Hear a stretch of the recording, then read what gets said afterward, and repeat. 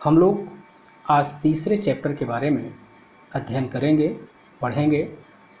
आपसे अनुरोध है कि आप ध्यान से इस चैप्टर को पढ़ें, कठिन शब्दों को कॉपी में लिखें और उनका अर्थ भी लिखें, जिससे आपको ये चैप्टर अच्छी तरह से समझ में आ जाए।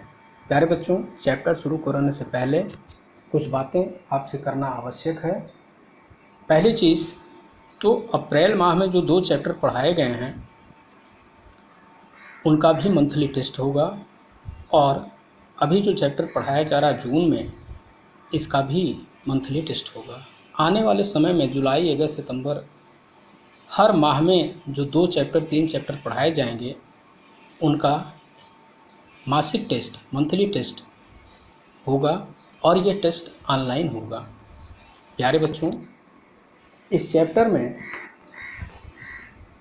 हम लोग, चैप्टर का नाम है, तीसरे चैप्टर का नाम है डिजी भारतम, अर्थात डिजिटल इंडिया। यह पाठ डिजिटल इंडिया के क्षेत्र में हम कितना आगे बढ़ रहे हैं, उससे हमें कितना लाभ मिल रहा है, इन सब की जानकारी हमें इस चैप्टर के माध्यम से मिलेगी। साथ ही साथ हम डिजिटल इंडिया, जो हमारे जीवन का एक प्रमुख अंग बन गया है, विज्ञान और तकनीक के क्षेत्र में हम कितना आगे बढ़ गए हैं। आज इंटरनेट की खोज ने हमारे जीवन को कितना आसान, सरल और सुगम बना दिया है। हम भौगोलिक दृष्टि से एक दूसरे के इतने नज़दीक आ गए हैं, और हमारा जो जीवन का प्रत्येक क्रियाकलाप है कितना आसान हो गया है। ये सब सारी चर्चाएं इस पाठ में हम करेंगे। प्राचीन काल से लेकर के आज तक जो विज्ञान और तकनीक के क्षेत्र में विकास हुआ है, उससे हमारा जो समय है, उस समय की बचत हो रही है। हमें कहीं जाने की, कहीं भागने की आवश्यकता नहीं होती है। हम घर बैठे सारा काम इंटरनेट के माध्यम से कर सकते हैं। आज बिना इंटरनेट के हम जीवन की कल्पना ही नहीं कर सकते हैं। प्यारे बच्चों, प्राचीन काल में शिक्षा की जो व्यवस्था थी वो आश्रम व्यवस्था थी, गुरुकुल प्रणाली थी। कागज़ कलम कुछ भी नहीं था, कोई आविष्कार नहीं हुआ था। गुरुजी एक ऊंचे आसन पर बैठते थे और वे शिष्य उनके नीचे बैठते थे, और गुरुजी जो भी बोलते थे, ज्ञान का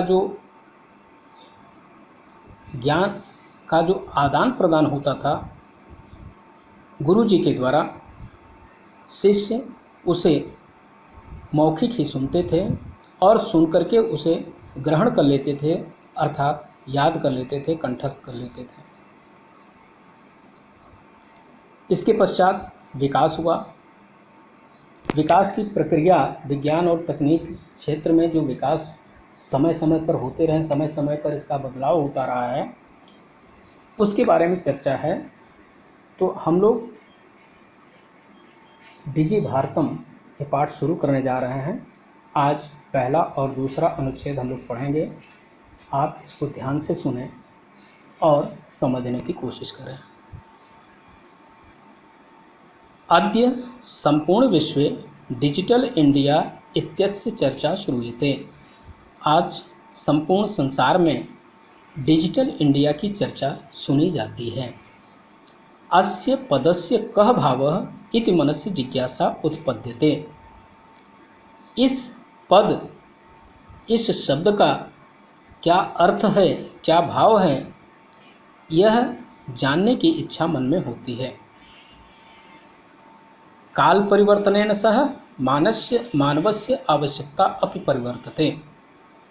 समय परिवर्तन के साथ साथ मनुष्य की जीवन की आवश्यकताएं भी बदलती चली जाती हैं।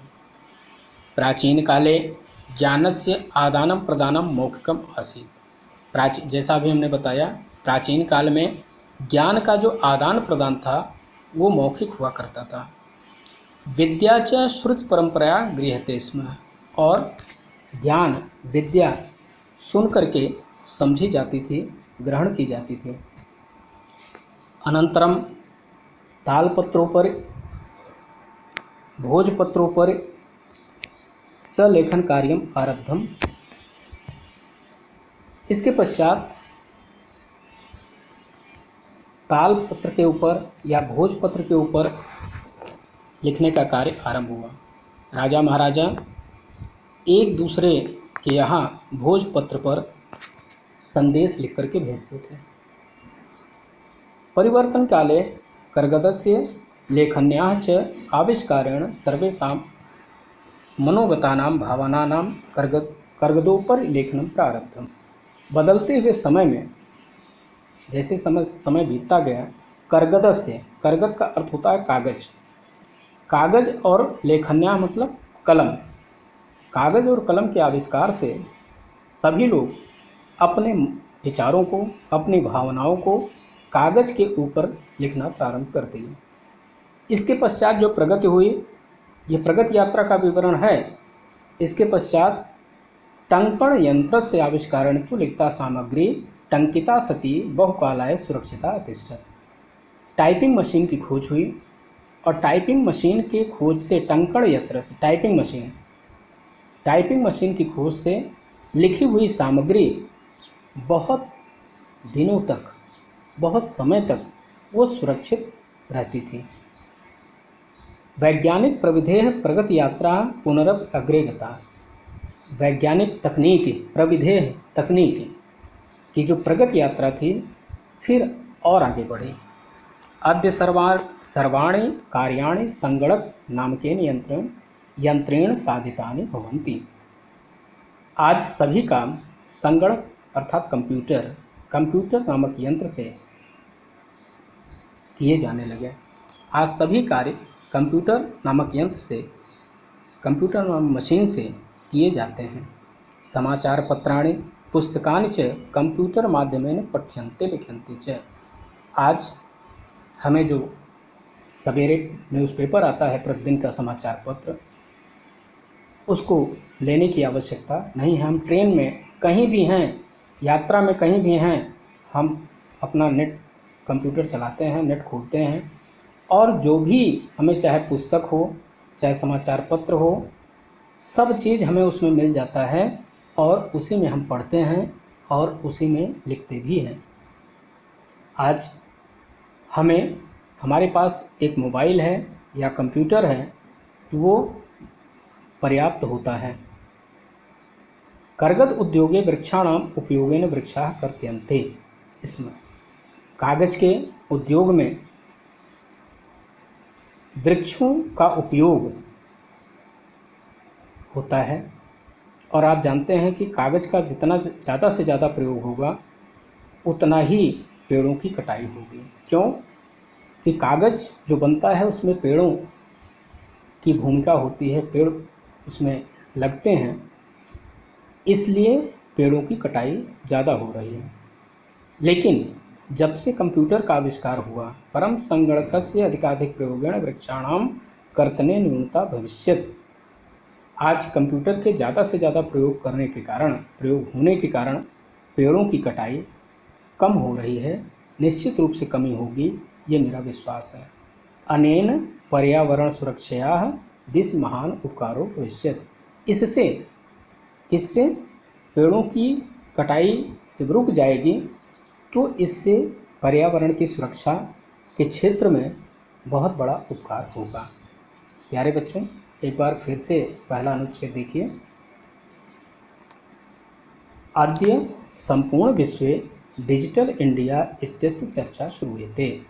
आज संपूर्ण विश्व में डिजिटल इंडिया की चर्चा सुनी जाती है। अस्य पदस्य कः भावः इति मनसि जिज्ञासा उत्पद्यते। इस शब्द का क्या अर्थ है, यह जानने की जिज्ञासा मन में होती है। काल परिवर्तनेन सह मानवस्य आवश्यकता अपि परिवर्तते। समय परिवर्तन के साथ, समय के बदलने के साथ ही साथ व्यक्ति की आवश्यकताएं भी बदलती जाती हैं। प्राचीन काले ज्ञानस्य आदानम प्रदानम मौखिकम आसीत्। प्राचीन काल में ज्ञान का जो आदान प्रदान था वो मौखिक हुआ करता था। विद्या च श्रुति परंपराया गृह्यते स्म। और विद्या सुन करके, ज्ञान सुन करके ग्रहण किया जाता था। अनंतरम तालपत्रोपरि भोजपत्रोपरि च लेखन कार्यम आरब्धम। इसके पश्चात तालपत्र और भोजपत्र पर लेखन का कार्य आरंभ हुआ। परिवर्तन काले कर्गदस्य लेखन्याः च आविष्कारेण सर्वेषाम् एव मनोगतानां भावानां कर्गदोपरि लेखनम प्रारब्धम। बदलते हुए समय में जैसे जैसे समय बदलता गया, कागज़ और कलम का आविष्कार हुआ और इससे सभी लोग अपने विचारों को, अपने मन की भावनाओं को कागज़ के ऊपर लिखना प्रारंभ कर दिए। कर्गद का अर्थ होता है कागज़। टंकण यंत्र से आविष्कारण तु लिखिता सामग्री टंकिता सती बहुकालाय सुरक्षिता प्रतिष्ठित। इसके पश्चात टाइपिंग मशीन की खोज हुई। टाइपिंग मशीन की खोज के कारण जो टाइपिंग मैटर जो टाइप किया जाता था, वह टाइप किया हुआ मैटर बहुत दिनों तक सुरक्षित रखा जाने लगा। वैज्ञानिक प्रविधेय प्रगति यात्रा पुनरपि अग्रे गता। विज्ञान की तकनीक में विज्ञान की जो नई विधा थी उसकी प्रगति यात्रा फिर भी आगे बढ़ने लगी। इसके कारण आज संगणक नामकेन यंत्रेण साधितानि भवन्ति। सर्वाणि कार्याणि संगणक नामकेन यंत्रेण साधितानि भवन्ति। आज सभी कार्य संगणक अर्थात कंप्यूटर नामक यंत्र से, मशीन से किए जा रहे हैं। समाचार पत्राणि पुस्तकानि च कंप्यूटर माध्यमेन पठ्यन्ते स्म लिख्यन्ते च। कह रहे हैं आज समाचार पत्र या पुस्तकें कंप्यूटर के माध्यम से पढ़ी जाती हैं और लिखी भी जाती हैं। आज हम कहीं भी यात्रा में हों, चाहे ट्रेन में हों, चाहे हवाई जहाज़ में हों, हमारे पास कंप्यूटर है, नेट की व्यवस्था है, तो हमें और कुछ ले जाने की आवश्यकता नहीं होती है। सब कुछ कंप्यूटर के माध्यम से, चाहे वो समाचार प्रतिदिन का समाचार पत्र हो, चाहे पुस्तकें हों, हम उसे ओपन करके, खोल करके पढ़ सकते हैं। कर्गद उद्योगे वृक्षाणाम उपयोगेन वृक्षाः वर्धन्ते स्म। पहले के समय में कागज़ का बहुत उपयोग होता था और कागज़ के उपयोग में पेड़ों की भूमिका होती थी। पेड़ों के से ही कागज़ बनते थे, तो पेड़ों की कटाई अत्यधिक मात्रा में होती थी। परम संगणस्य अधिकाधिक प्रयोगेण वृक्षाणाम कर्तने न्यूनता भविष्यति। लेकिन कंप्यूटर के अधिकाधिक प्रयोग से ज़्यादा प्रयोग करने से ये पेड़ों की कटाई में निश्चित रूप से कमी आई है। अनेन पर्यावरण सुरक्षा दिस महान उपकारो भविष्य। और इससे पेड़ों की न्यूनतम, कम से कम कटाई हमारे पर्यावरण सुरक्षा की दिशा में बहुत बड़ा उपकार होगा। दूसरा अनुच्छेद देखिए।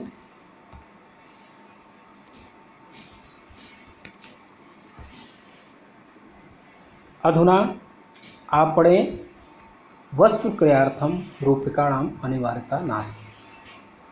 आज आपणम का अर्थ होता है बाजार। आज बाजार में वस्तुओं को खरीदने के लिए क्रय मतलब खरीदना।